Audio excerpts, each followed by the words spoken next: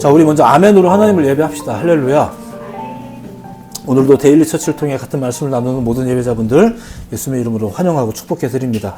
우리 주보 맨 뒤편에 보시고 2026년의 소망과 결단을 또 고백해 보도록 하겠습니다. 그 하단에 굵은 글씨로 써 있는 부분을 이제 제가 선창하고 여러분들이 후창하고 이렇게 고백하도록 합시다.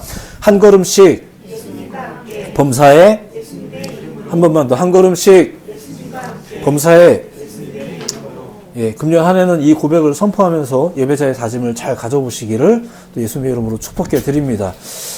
이렇게 계속 하다 보면 이제 애옷 살 수 있겠죠. 1년 52번 정도 하면 애옷이지 않겠습니까? 이제 꾸준하게 자꾸 선포하세요. 선포하십시오. 자, 지금까지 계속해서 제가 하나님의 뜻, 하나님의 길 이런 게 있다. 그리고 더불어서 기도와 말씀, 찬양에 관한 이야기를 이렇게 전해드렸습니다. 이를 통해서 하나님의 뜻을 알 수 있고, 또 이를 통해서 하나님의 뜻대로 걸을 수 있고, 또 이를 통해서 참된 믿음의 삶이 무엇인지를 나타낼 수 있다. 이런 내용이었습니다. 나름대로는 좀 이렇게 막 복잡한 듯, 또 나름대로 깊게 설명을 드렸지만, 쉽게 말하면 기도, 말씀, 찬양 중요하다는 얘기입니다. 그것만 알아도 꽤 중요한 성과라고 생각을 합니다. 네, 정말이지 기도와 말씀, 찬양은 우리 그리스도인들에게 있어서 진짜 중요한 게 맞습니다. 예, 믿으시기 바랍니다.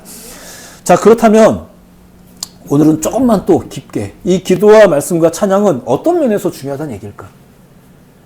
자, 결론부터 말씀드리자면 기독교 신앙에서 구현되어지는 기도와 말씀과 찬양은 나름의 형식이 또 있습니다. 그러니까 기독교의 형식이 있죠. 자주 얘기했지만 불교도 기도를 하고요. 기도는 심지어 어느 종교에서도 합니다. 제가 종교라는 표현을 쓰기가 좀 부담스러워서 그랬는데 모든 종교가 다 기도를 합니다. 또 나름의 말씀도 있습니다. 또 나름대로의 찬미의 행위와 나름대로의 어떤 그 신적 대상을 향한 목적과 그런 것들이 다 있습니다. 그걸 구현하는 모양새가 다 있죠. 근데 더불어서 그런 형식이 있다는 것과 더불어서 그 형식을 뛰어넘음이라는 게 있습니다. 자, 이게 무슨 말일까? 단순하게 얘기하자면 이런 겁니다. 기도할 때 우리가 보통 눈 감고 기도하죠? 하지만 꼭 기도할 때 눈을 감아야 되는 건 아닌 거랑 같습니다. 말씀을 많이 알고 깊이 알자고 우리가 노력을 하는 겁니다. 하지만 꼭 그러지 못해도 괜찮습니다. 찬양은 성도들의 특권처럼 여겨지는 행위로 보통 이렇게 치부되곤 하지만 예수님의 말씀을 들어보면 꼭 그렇지도 않습니다. 요거는 좀 설명을 드릴게요. 이런 말씀이 있죠. 이같이 너희 빛이 사람 앞에 비치게 하여 그들로 너희 착한 행실을 보고 하늘에 계신 너희 아버지께 영광을 돌리게 하라. 예수님이 산상수훈에서 소위 예수님의 초기 설교죠. 그 초기 설교 때 하셨던 말씀이거든요. 너희의 그 착한 행실을 보고 저들이, 그러니까 불신자들 혹은 이방인들, 그들이 하늘에 계신 너희 아버지께 영광을 돌리게 하라. 이런 얘기거든요. 그러니까 이방인의 찬양이 가능하다. 이런 뜻이죠. 이게 예수님이 이 말을 처음 하실 당시에 유대인들은 이 말이 무슨 말인지 못 알아들었습니다. 그러니까 착한 행실을 해라. 이제 요 말보다도 그 다음에 하나님을 알지도 못하는 사람들이 찬양을 한다고 이제 여기에 꽂혀가지고 그 사람들이 그걸 못 알아들었어요. 이게 무슨 말인가? 찬양이라는 형식, 찬양에 대한 인식이 그리고 하나님께 영광 돌린다라는 거, 이거 아무나 하는 거 아니지 않는가? 이제 이런 것이 그들에게 딱 잡혀 있는 거죠. 거기서 못 벗어나는 거예요. 근데 아시다시피 예수님은 이제 그런 것을 마구 넘나드셨습니다. 이 설교뿐만이 아니에요. 자, 오해가 없어야 될 것은 이런 겁니다. 예수님은 형식을 부정하신 적이 없었어요. 그게 아니라 뛰어넘으신 거예요. 자, 이게 무슨 말입니까? 생각해보세요. 예수님도 유대인입니다. 유대인으로서 그 유대교회, 기도, 찬양, 말씀, 이거 다 하셨습니다. 어려서부터 그거 하면서 자랐습니다. 부모님이 그렇게 키웠습니다. 근데 분명한 것은 예수님이 당대의 그 형식도, 인식도 이제 뛰어넘으셨다는 겁니다. 적어도 그분의 사역의 풍경을 우리가 기억하고 있잖아요. 인식을 뛰어넘죠. 예수님은 육신을 가지신 분입니다. 우리와 똑같이 인간이셨습니다. 그렇기 때문에 한계가 다 있죠. 그분도 추우면 감기 걸릴 겁니다. 근데 아시다시피 예수님은 그마저도 뛰어넘으셨어요. 최종적인 한계, 사망을 이기셨죠.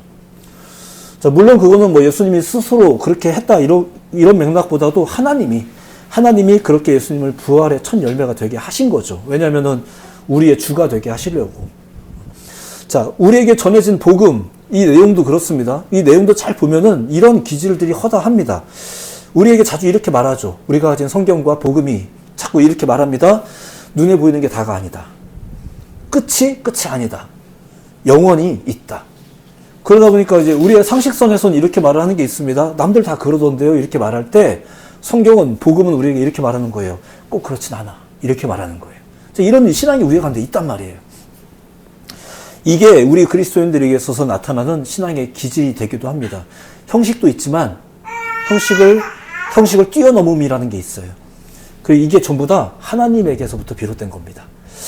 자, 이 뛰어넘음, 형식이라는 것과 뛰어넘음에 대해서 오늘 이제 좀 소개를 해드릴까 해요. 결국엔 뭐 기도, 말씀, 찬양을 또 강조하는 설교겠지만 기왕이면 그걸 좀 바르게 알자는 차원에서 오늘의 말씀을 좀 들어주시면 좋을 것 같습니다. 좀 어렵게 들리실 수도 있습니다. 제가 여러 가지 이야기를 할 거니까 그래도 잘 한번 들어보시기 바랍니다.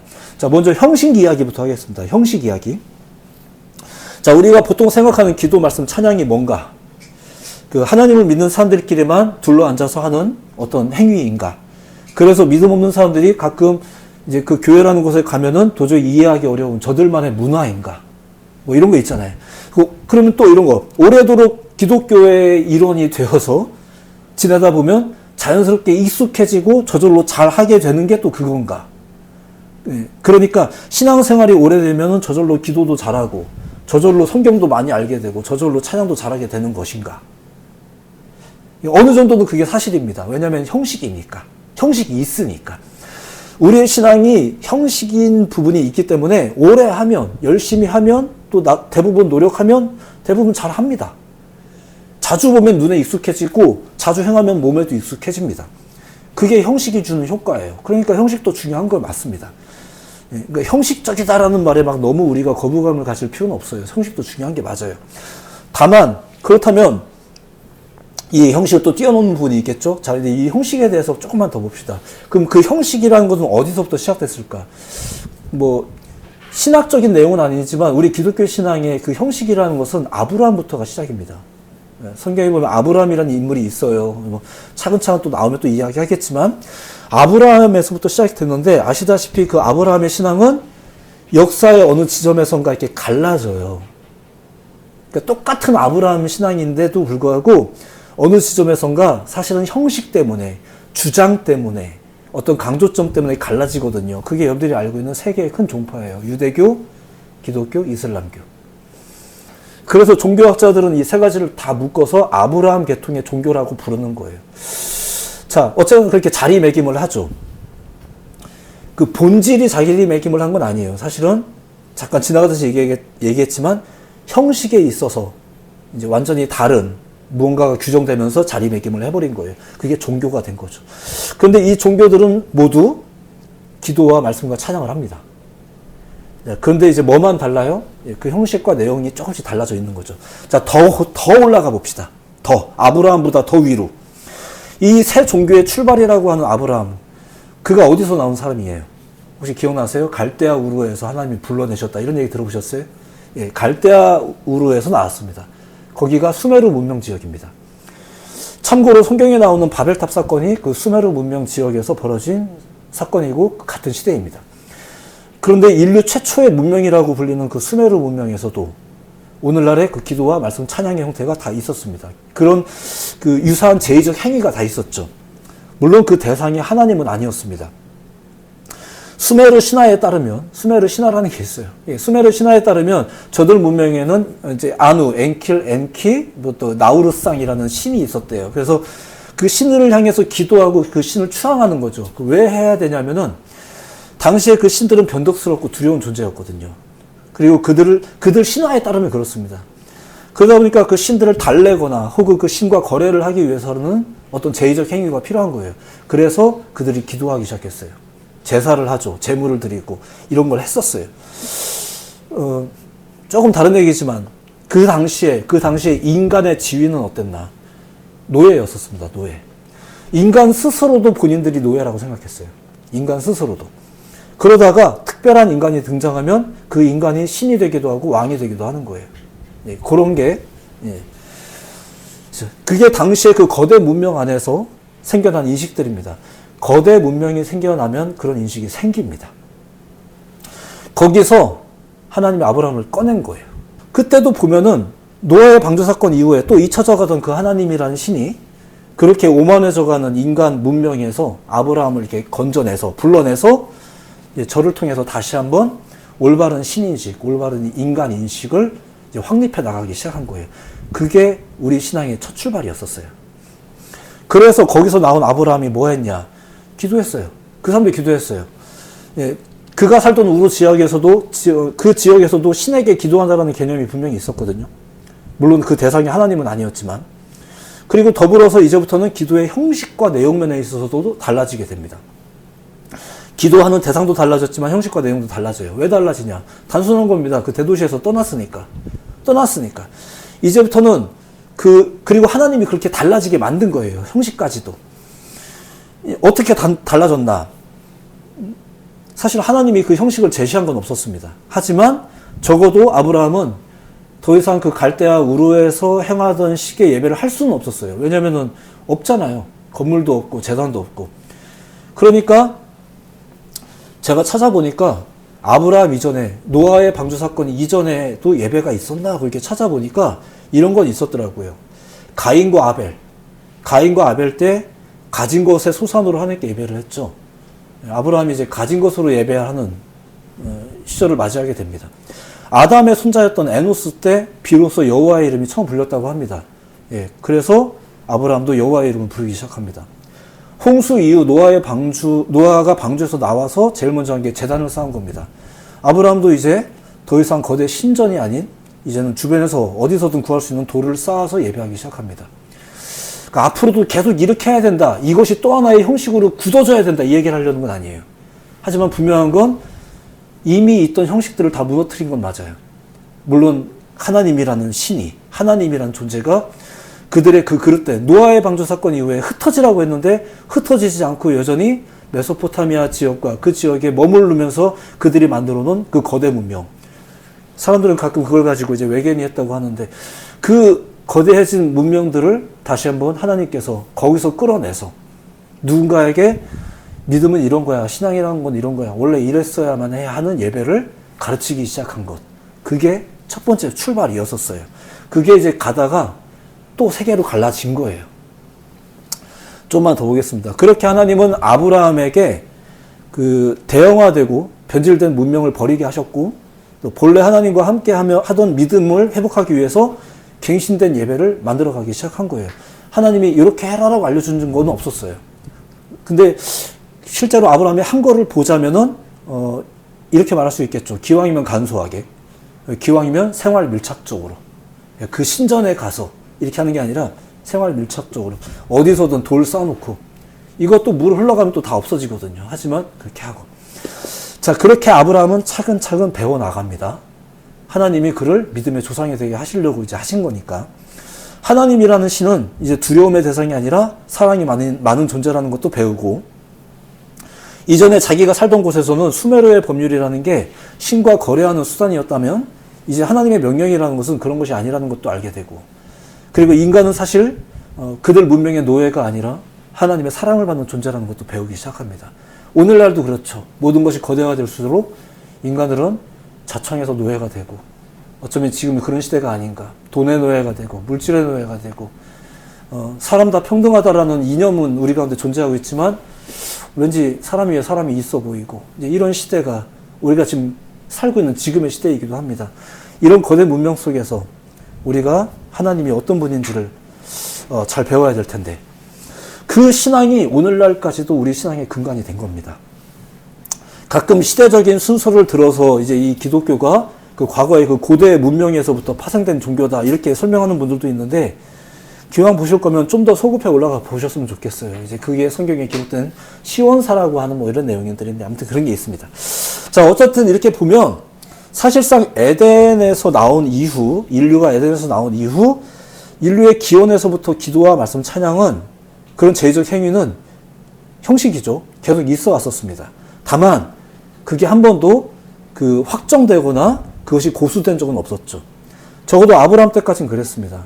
아브라함도 늘 예배를 했지만 확정된 형식은 없었습니다. 우리가 알고 있는 그 형식은 소위 또 더 지나서 거의 뭐 모세까지 와서 그때 이제 조금씩 형성이 되기 시작하죠.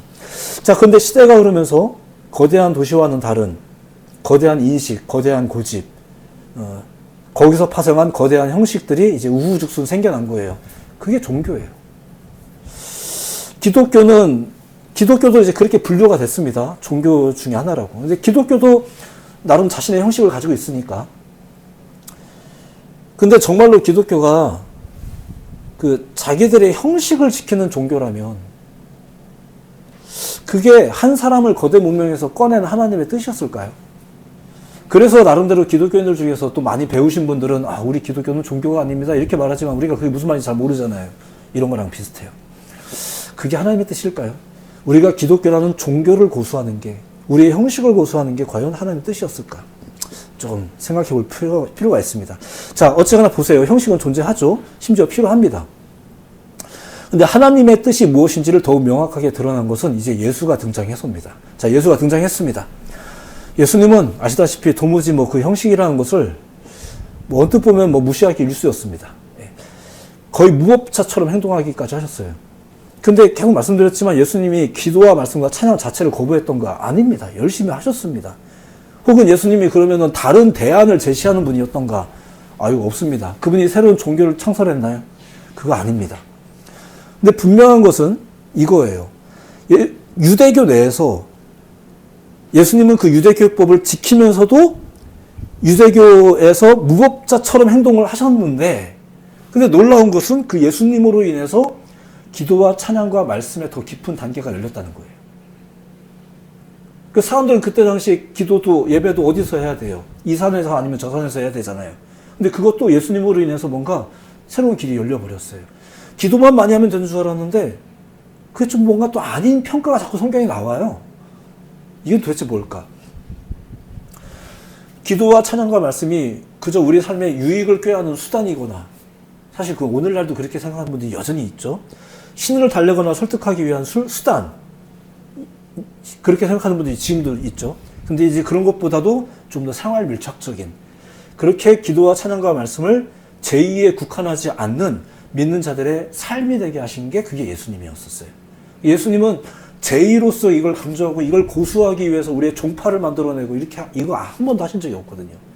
근데 인류 사회는 있었죠. 인류 사회는 여러 사람들이 등장해서 그 자기 종교를 만들고 이렇게 한 거예요. 생각해 보세요. 하나님이 왜 사람들이 기도한 걸 보면서 그 기도를 탐탁해 하지 않는 경우가 왜 있었을까?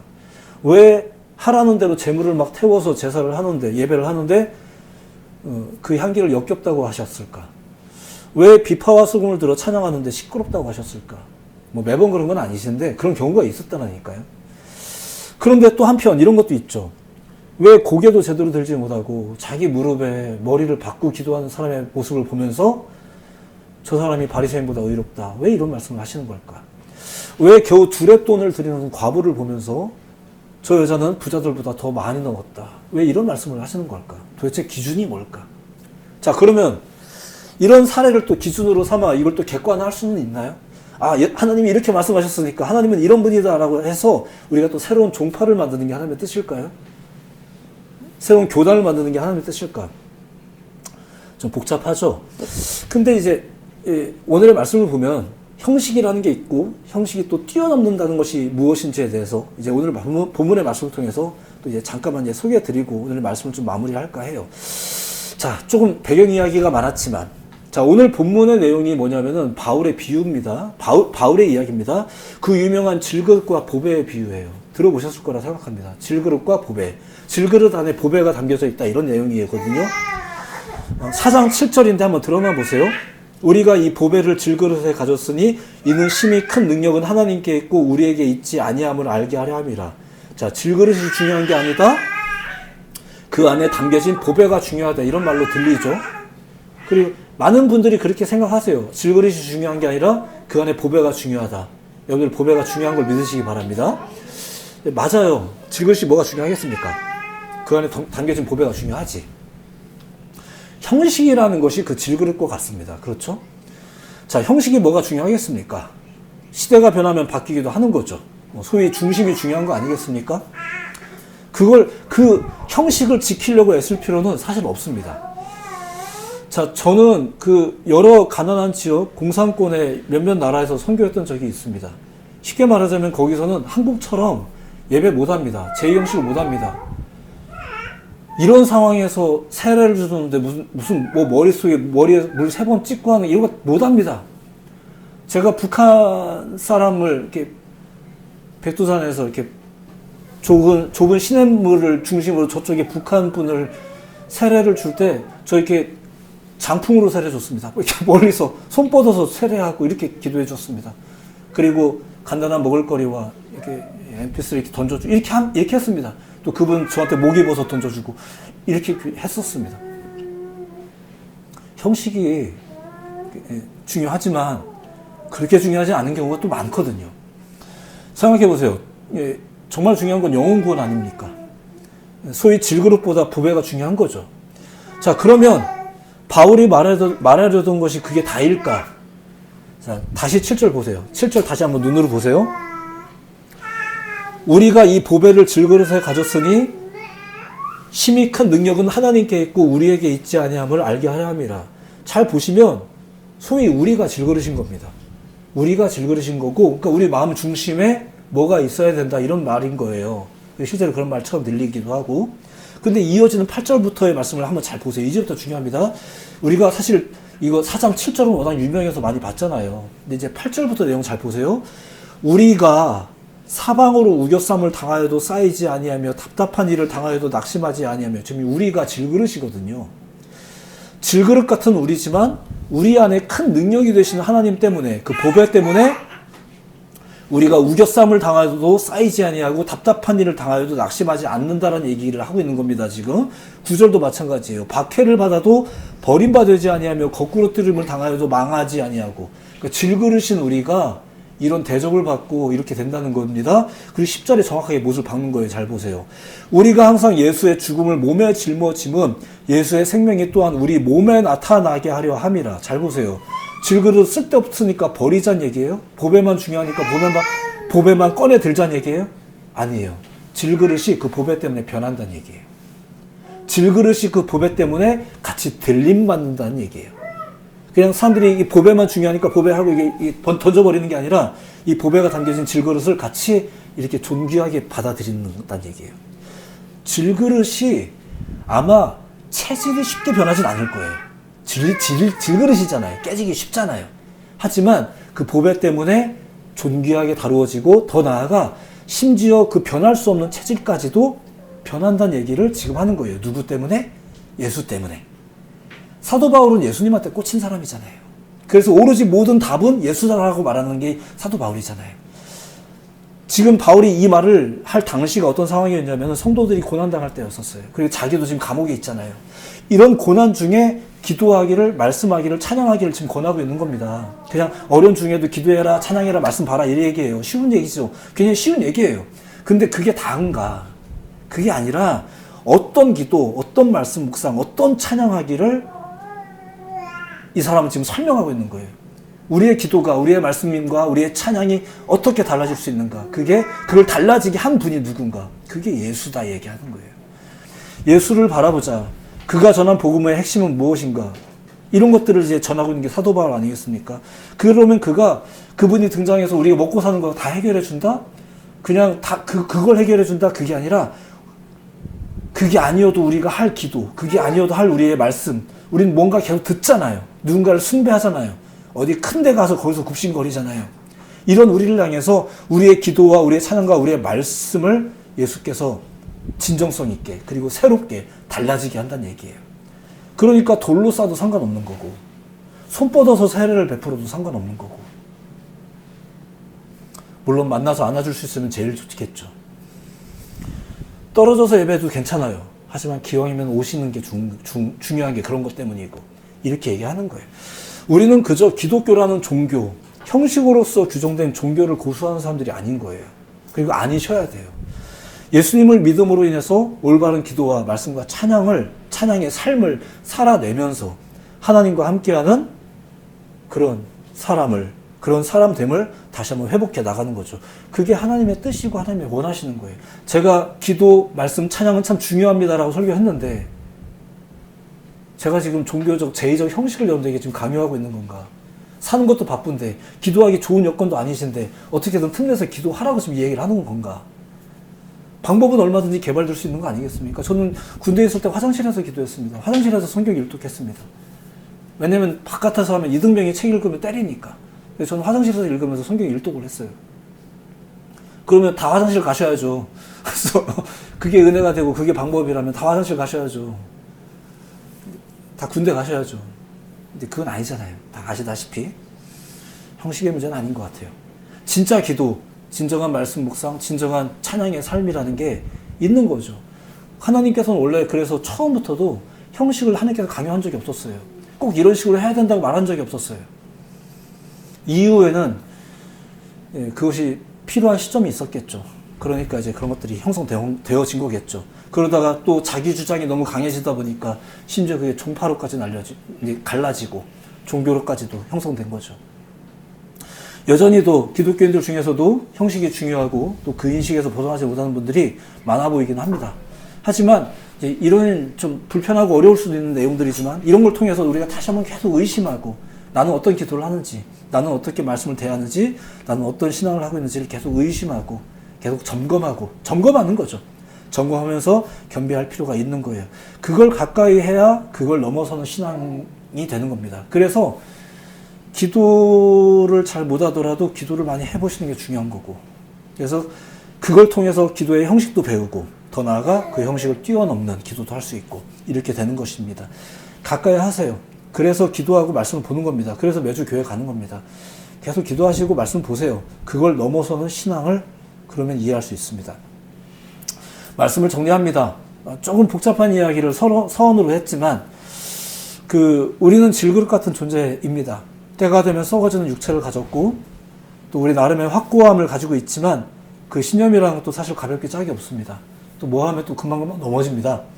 내가 이렇게 고집하고 수십 년을 살았는데 그 고집 한 큐에 무너지는 것도 흔한 일입니다. 이렇습니다. 우리는 정말 질그릇처럼 아무것도 아닙니다. 하지만 아무것도 아닌 질그릇이 그 안에 담겨진 보배로 인해서 변화되는 겁니다. 아무것도 아니기 때문에 버려진다는 게 아니에요.